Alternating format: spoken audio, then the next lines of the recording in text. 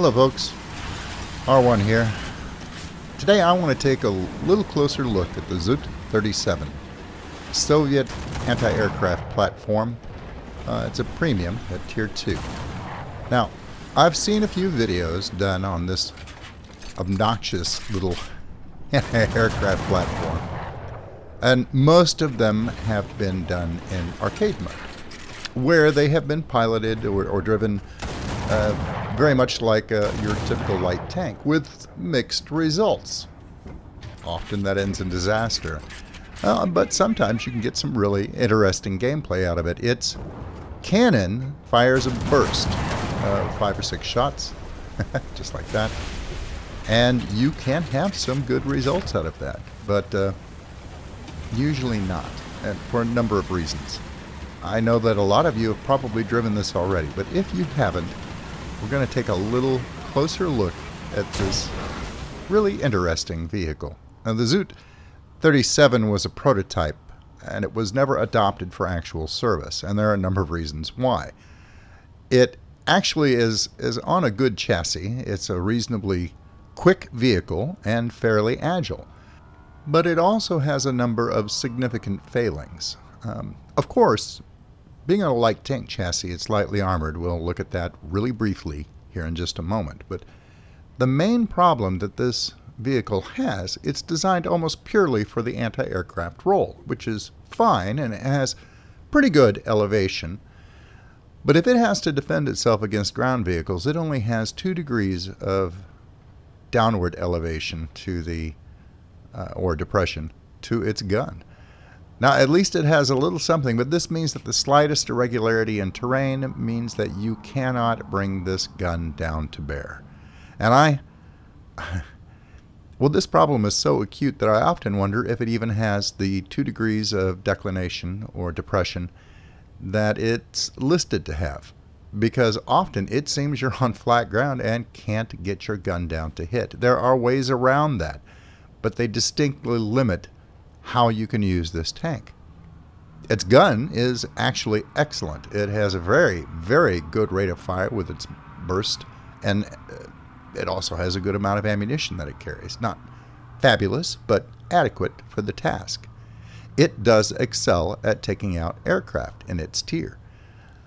But the problem is keeping it alive without having to hang at the back of the fight all the time. Another problem is the fact that, well, on top of it being so lightly armored, it's open-top. Being an open-topped vehicle means your crew, and there are only 2 of them, your crew are vulnerable to everything, especially aircraft, especially machine gun fire. That can take you out by killing off your crew members very quickly, and I believe you only have to lose 1 before the tank is counted as out of action. Well, you really can't drive it and shoot the gun at the same time, so I guess that makes sense. Now, if we take a look at the armor on this tank, it's nothing to write home about. It actually has fairly decent armor up front for its tier, especially on the lower glacis. The sides, though, it's made of tissue paper. The turret is the same. The lower glacis in the back, or the lower armor plate in the rear, is actually not too terribly bad for its tier, but overall, it's a very vulnerable tank to be in. And there's a quick look at the internal components and crew. You just have the driver and the gunner, and that hand crank turret is not speedy either, so you do have to be aware of that. It's got a pretty big gun that he's having to horse around while he's trying to aim and shoot at the same time. Ammo right behind his head, ammo on the sides, big old fuel tank in the rear. His radiator's fairly vulnerable too, but at least they've got a little extra armor back there to help protect that.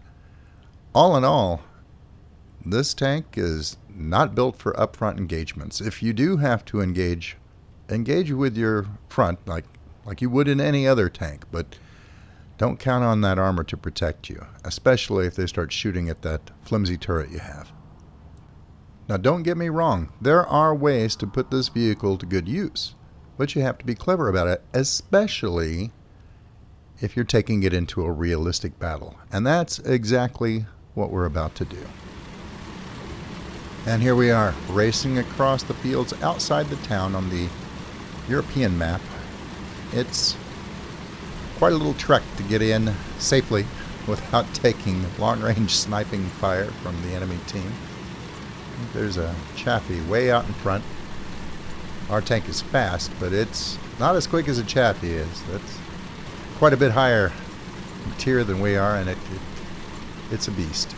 But we're not that far behind.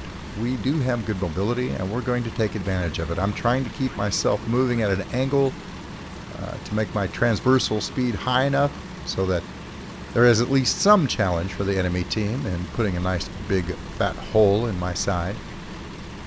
Now the Chaffee's already up there and is starting to cap the base, but that's alright. We're going to move forward in support. I'm taking a risk going nose on here, but I need to get off the top of this elevated piece of land and get down down into safety. Okay, here we go.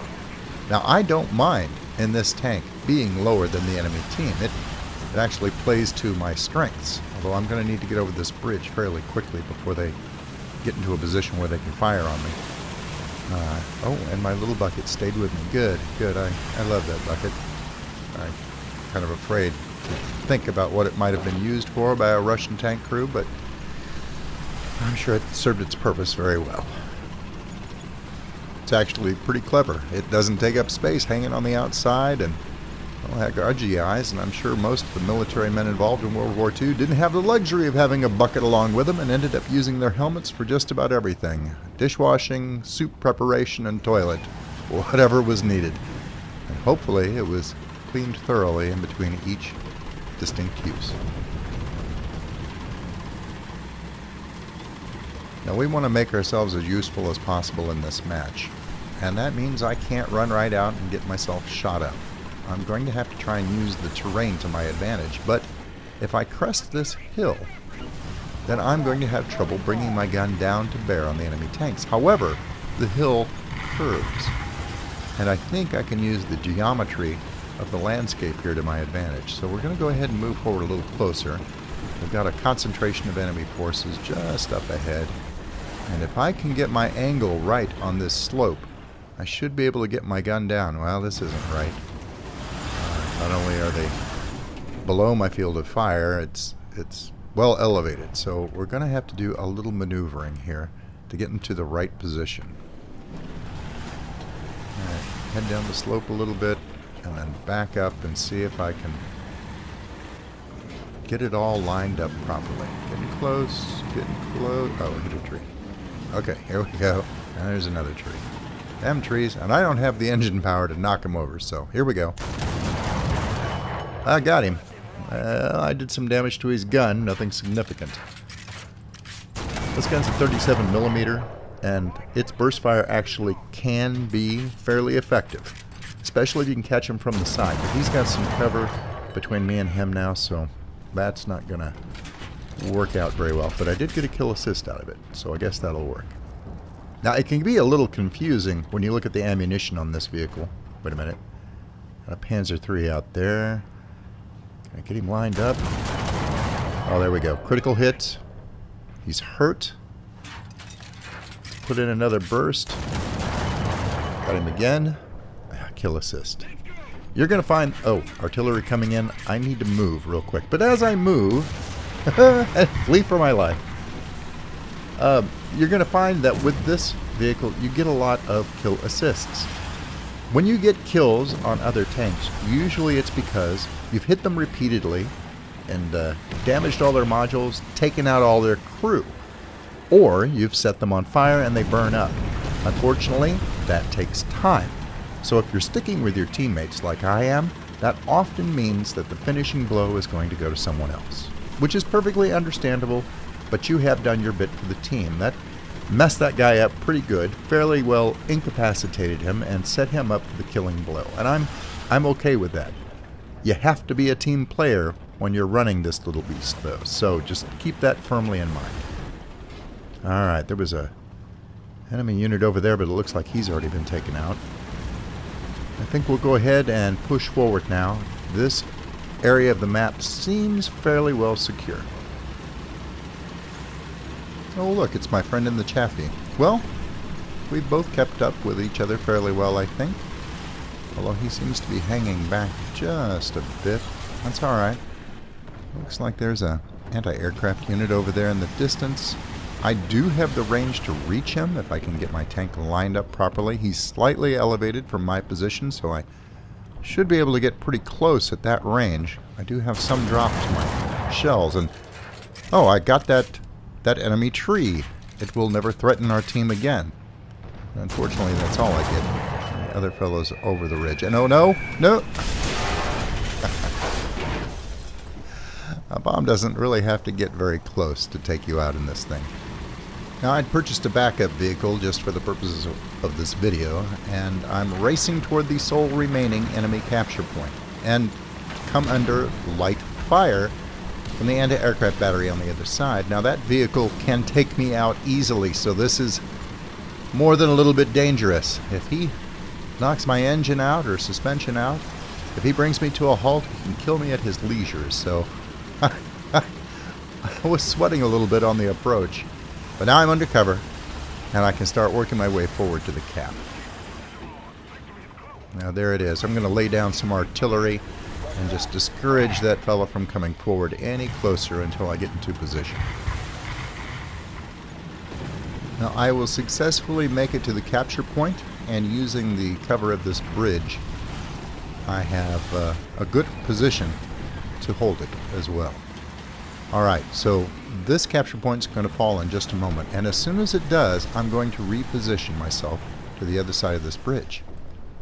And there it is to the left. I've got a KV-1 moving up to support, and we have a couple of enemy panzers moving in from the right to try and retake the capture point. I'm getting hit by a few stray machine gun shells. That's pretty indicative of this tank. You can get taken out by even friendly fire, even if it's only machine gun fire, fairly easily. So if you see one of these things running around when you spawn in and he's on your side and you feel like firing off your machine gun as you race toward wherever it is you're going, don't shoot him with a machine gun. You might just take him out of the match, and he's only there to help. Now I'm actually in a pretty good spot. The KV-1 can apply direct frontal fire, although he's a bit exposed on that bridge. But anything that pushes into the cap circle is going to have to come in front of my guns, where I can probably get in a good side shot. Now, can I get that guy? I know he's right there. Alright, I hit his cupola, and I think maybe did a little crew damage. We'll try it again. There we go. Hit him again. Got a kill assist out of it. And we protected this capture point from being retaken, and that'll be the match. We didn't do a whole lot in that fight, but what we did do was fairly strategic. A lot of assists out of it, and this tank does bring in, for its tier, pretty good money and pretty good experience, even doing the little important things as we just did. Now I know for demonstration purposes I purchased an extra vehicle to take with me, and it might raise some questions as to whether or not it's really viable when you just have one of them in your lineup. And I think that it does have value. Now here's a realistic battle on Kuban. Quite a bit different terrain that we're dealing with here. It's going to put some different challenges out there in front of me for using this tank or this anti-aircraft vehicle effectively.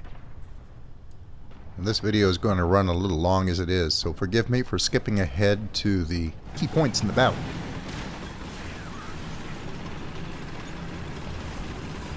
Now obviously realistic battles are not as action-packed as arcade battles, but they do offer some interesting advantages to the ZUT-37. Oh, here we go. I've completely destroyed that tank trap. Alright, let's try that again. See if we can hit the tank on the other side now. There we go. Did a lot of damage to the crew. And kill assist. See, you see that a lot, but that's alright. We did our part. We're going to move across this open piece of ground here as quickly as we can in support of our team.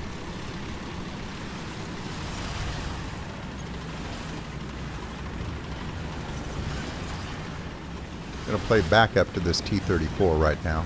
A couple of enemy tanks on the other side of this mound of earth. We got some hits in. Alright, that was a tricky shot. Let's Move forward, kill assist again. And they took out the second individual. Okay. This side is, for the moment, secure. Let's poke our nose around here, and there's an NPC. No, that's a player tank. Let's put some fire in on him. We did some damage to his gun and got his commander. And there we go. Let's hit him again. More damage done to the crew, and he's out of there. And again, a kill assist. It's alright, I can live with that. Hopefully you can too. All this helps the team achieve its win. And you do get good experience and credits for it too. Now, since I am the most vulnerable and least effective tank on my team, arguably, the only logical thing for me to do in this situation is to advance, which we shall immediately do. Yeah, sometimes I don't take my own advice. But at least for the moment, this position does seem reasonably secure. Now, if I can stay in this depression, I should be able to bring my gun to bear. Oh God, there's a Wellington. Alright, it's time to do my duty. We'll turn, hand crank that turret around, and open fire. Wait for it. God, this thing's slow. Well, that's a miss. Oh, he's doing some pretty fancy flying up there. Let's see if we can tag him anyway. Not that time. Come on, buddy.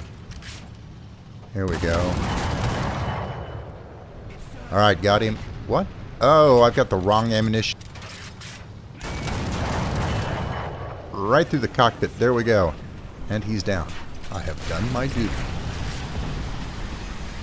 Air kills like that count for a lot more in a realistic battle than they do in arcade. In arcade, you barely have more than a few seconds to respond at best. And this AA platform is just a little bit too slow to get its turret on target for that to be very effective. But in realistic battles, where the plane is persistent and a valuable part of the enemy player's lineup, it has more value when it takes one down. We're going to drop Artie over there. Another key advantage this little vehicle has. And we're going to see if we can press our advantage now without getting our turret blown off.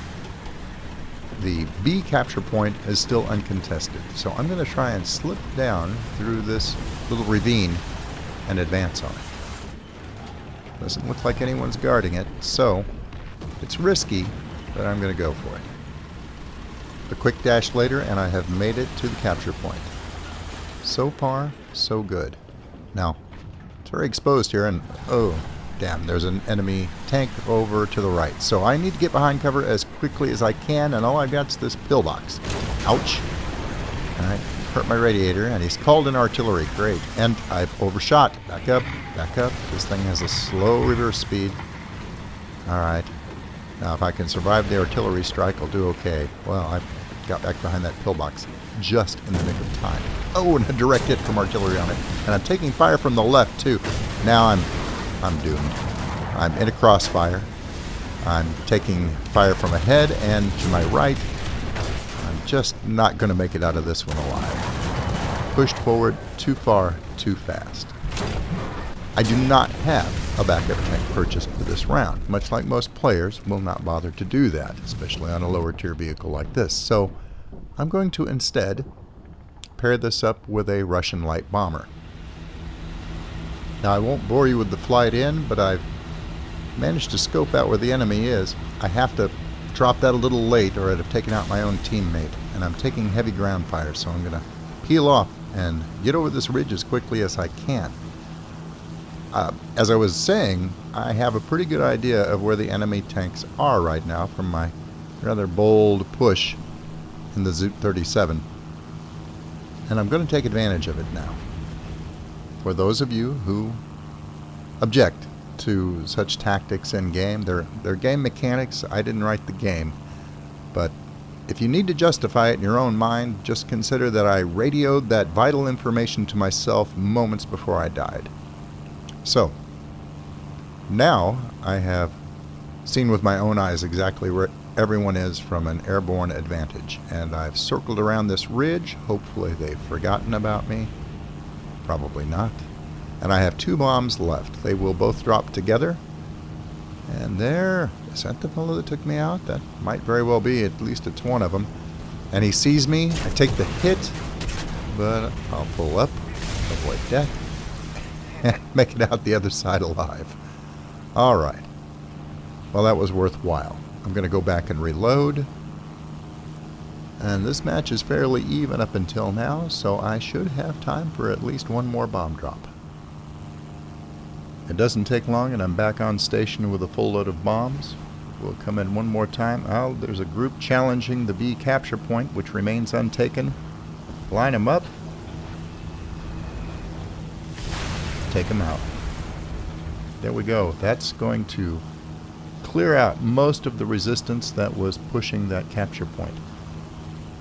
I'm going to head back to base in hopes of one more reload and one more bombing run, but we've effectively won this match at this point. They just don't have anything left to retake that capture point with. And we have plenty of tanks in the area to push forward. So that's where we're going to end this video. I included the bomber section in it just to prove that the ZUT-37, in conjunction with other tanks or aircraft in your lineup, can be effective. And it is indeed worth including. That being said, it is not a vehicle that you are likely to get an outstanding kill score in or do phenomenal things in. But if you need an anti-aircraft unit that can take care of itself with a little practice, it can be entertaining to run. Needless to say, it is challenging. That's all I have for you for right now. Until I see you folks again, good hunting.